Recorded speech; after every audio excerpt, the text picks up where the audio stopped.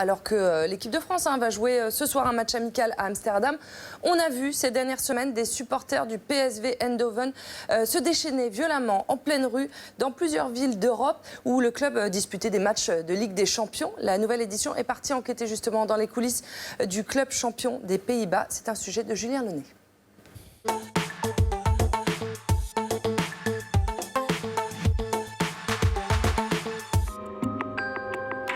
Eindhoven, au sud des Pays-Bas.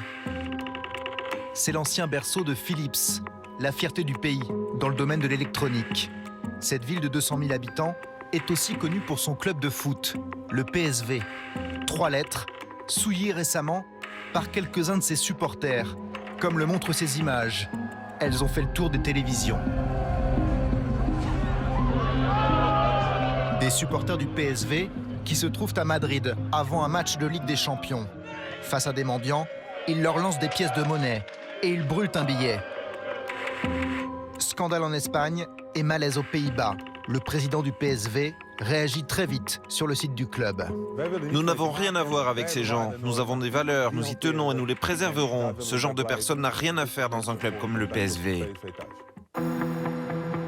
Dimanche dernier, quelques jours après cet épisode embarrassant, le PSV replonge dans le quotidien du championnat. L'équipe est première et elle s'apprête à affronter l'Ajax Amsterdam, 2e au classement, la grande affiche du week-end.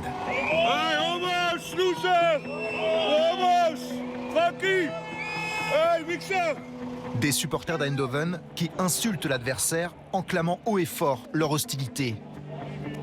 L'enjeu est important, cette rencontre peut faire basculer la saison. Faut-il craindre des débordements ? Comment on dit en anglais? High risk. High risk. Parfois les choses se passent bien et parfois non. Et c'est un peu dangereux aujourd'hui ? Peut-être, je sais pas, ça va dépendre de comment ça se passe. Des comportements qui peuvent être difficiles à maîtriser.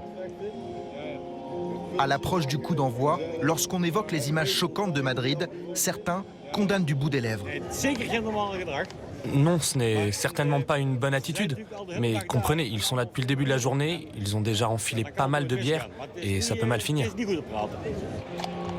Ce dimanche-là, comme pour d'autres matchs, l'alcool coule à flot. Dans une rue d'Eindhoven, les gobelets jonchent le sol. Le PSV s'incline 2-0. Finalement, aucun incident.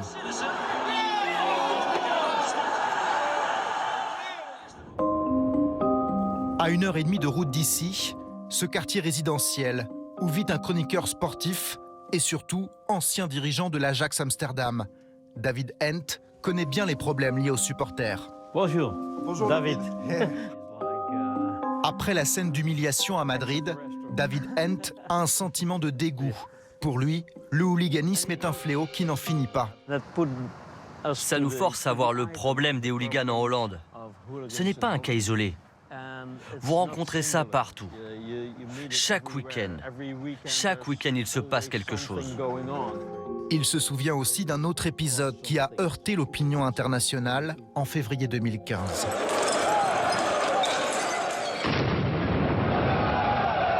Sur cette place de Rome, des fans néerlandais vandalisent une fontaine, un joyau du XVIIe siècle. Comment faire pour stopper cette violence et combattre efficacement le hooliganisme? David Hent exprime toute son impuissance face à un fonctionnement décrit comme mafieux. Si vous voulez vous en débarrasser, vous devez avoir le courage en tant que dirigeant d'agir. Mais la plupart de ces responsables ont peur, parce qu'ils savent qu'ils seront persécutés. Ils vont jusqu'à vous menacer de s'en prendre à vos enfants. Depuis la diffusion des images du 15 mars, plusieurs coupables ont été identifiés. Parmi eux, celui qui brûle le billet. Originaire d'un petit village, des habitants l'auraient reconnu et collé des coupures de presse sur sa porte. Salut Julien, c'est toi qui as enquêté sur ces hooligans du PSV Eindhoven. Pourquoi le hooliganisme est-il encore si présent aux Pays-Bas ?